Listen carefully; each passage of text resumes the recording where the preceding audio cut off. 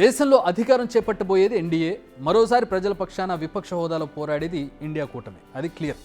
ఇక మూడోసారి ప్రధాని పదవిని చేపట్టబోయేది మోడీనే అని తేలిపోయింది. బట్ మరి విపక్ష నేత ఎవరు? లోక్సభలో ఈ హోదాను దక్కించుకునే నేత ఎవరు?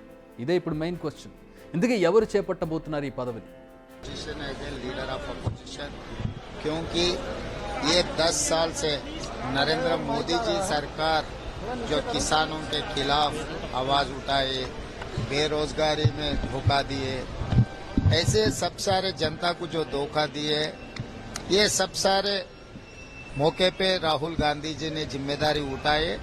ये किसानों के लिए, बेरोजगार युवता के लिए, महिलाओं के लिए राहुल गांधी लगातार लड़ते रहा है। तो इसीलिए आज के तारीख में आप लोगों को कोई शेक, कोई सवाल करने का कोई आपको मौका भी नहीं मिलेगा। రాహుల్ గాంధీ లోక్సభలో ప్రతిపక్ష నేతగా రాహుల్ గాంధీ ఉండాలన్న డిమాండ్ పెరుగుతోంది. తెలంగాణ సీఎం రేవంత్ రెడ్డి కూడా అదే డిమాండ్ చేస్తున్నారు. విపక్ష నేతగా రాహుల్ ఉండాలని 10 ఏళ్లుగా బీజేపీ ప్రజా వ్యతిరేక విధానాలపై అలుపులేని పోరాటం చేస్తున్నారు రాహుల్ గాంధీ మాత్రమేనని, సో ఆయనకు 100కు 100% ఆ అర్హత ఉందనేది రేవంత్ మాట. రేవంత్ రెడ్డి చెప్పడం మాత్రమే కాదు, నిజానికి రాహుల్ గాంధీ రాజకీయంగా చాలా పోరాడారు. భారత్ జోడో యాత్ర ఫర్ ఎగ్జాంపుల్, న్యాయయాత్ర పేరుతో నిత్యం ప్రజల్లోనే ఉన్నారు. ఆయన చాలా ఏళ్లుగా ఆయన బీజేపీ విధానాలను ప్రశ్నిస్తూనే ఉన్నారు, మోడీని నిలదీస్తూనే ఉన్నారు. సో ఆయనకు 100కు 100% ఈ పదవిని కోరే అర్హత ఉంది. కాంగ్రెస్ వర్కింగ్ కమిటీ కూడా దీన్ని తగ్గట్టుగానే తీర్మానం చేసింది. ప్రతిపక్ష నేత ఎవరన్న దానిపై కాంగ్రెస్ వర్కింగ్ కమిటీ సమావేశమైంది. ఇందులో రాహుల్ పేరును ఏకగ్రీవంగా ప్రతిపాదించారు. సో కాంగ్రెస్ తరపున ఆయన పేరు కన్ఫర్మ్ అయినట్టే. నిజానికి రాహుల్ గ్రాఫ్ రోజు రోజుకు పెరుగుతూ వస్తోంది. యాత్రలతో పాటు కాంగ్రెస్ ఎన్నికల ప్రచారాన్ని తన భుజానికి ఎత్తుకున్నారు ఆయన. కాంగ్రెస్ కార్యకర్తల్లో ఒక భరోసాను నింపడంలో రాహుల్ సక్సెస్ అయ్యారని చెప్పడంలో ఎలాంటి డౌట్ లేదు. ఇదే సీట్ల సంఖ్య 52 నుంచి 99కి పెరగడానికి కారణమైంది. అంతేకాదు, ఆయన పోటీ చేసిన 2 స్థానాల్లో ఆయనకు బ్రహ్మరథం పట్టారు ప్రజలు. మొత్తంగా కాంగ్రెస్ అంటే రాహుల్ అన్నట్టుగా ఇప్పుడు ప్రొజెక్ట్ అవుతోంది. సో ఇలాంటి సమయంలో ఆయన ఈ పదవిని చేపడితే గనక ఆయన పొలిటికల్ లైఫ్ మరో టర్న్ తీసుకోవడం ఖాయం. పని చేయడానికి ముందుండే రాహుల్ పదవులు తీసుకునే విషయంలో మాత్రం కాస్త వెనక ముందు అవుతున్నారు.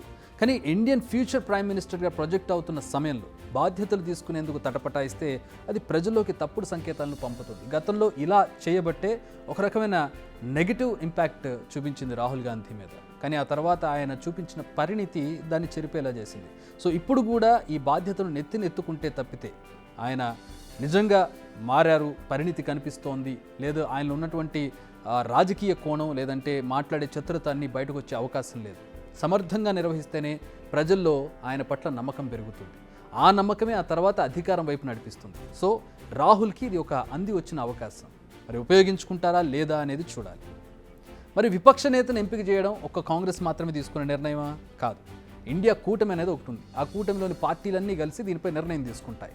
కాంగ్రెస్ తరపున రాహుల్ పేరు దాదాపు ఖాయమైనట్టే కాబట్టి తర్వాత ఇండియా కూటమి మీటింగ్లో రాహుల్ పేరును కాంగ్రెస్ ప్రపోజల్గా పెట్టనుంది. ఆ తర్వాత కూటమిలోని అన్ని పార్టీల నేతలు చర్చించి విపక్ష నేతను డిసైడ్ చేయనున్నారు. నిజానికి కూటమిలో అత్యధికంగా సీట్లు సాధించింది కాంగ్రెస్ పార్టీనే కాబట్టి ఈ ప్రపోజల్కు అడ్డు చెప్పకపోవచ్చని తెలుస్తోంది. ఈసారి జరిగిన సార్వత్రిక ఎన్నికలు మార్పుకు ఒక సంకేతంగా చెప్పొచ్చు. ప్రజల ఆలోచన తీరు మారుతుంది అని చెప్పడానికి ఇది ఒక ఎగ్జాంపుల్. కాంగ్రెస్ మళ్లీ బలపడుతుందని చెప్పిన ఎన్నికలు ఇవి. చాలామంది తలరాతలను మార్చిన ఎన్నికలు కూడా ఇవే.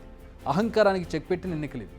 సో విపక్ష పార్టీల ఆలోచనలను మరింత ప్రజల్లోకి తీసుకెళ్లేందుకు, పార్లమెంటు వేదికగా ప్రశ్నించేందుకు రాహుల్ గాంధీకి ఇది ఒక అంది వచ్చిన అవకాశం. మరి రాహుల్ దీనిని ఎలా ఉపయోగించుకుంటారనేది we have to wait and see. Big TV outlook కథనాలు నచ్చితే వెంటనే బిగ్ టీవీ ఛానల్ ను సబ్స్క్రైబ్ చేయండి.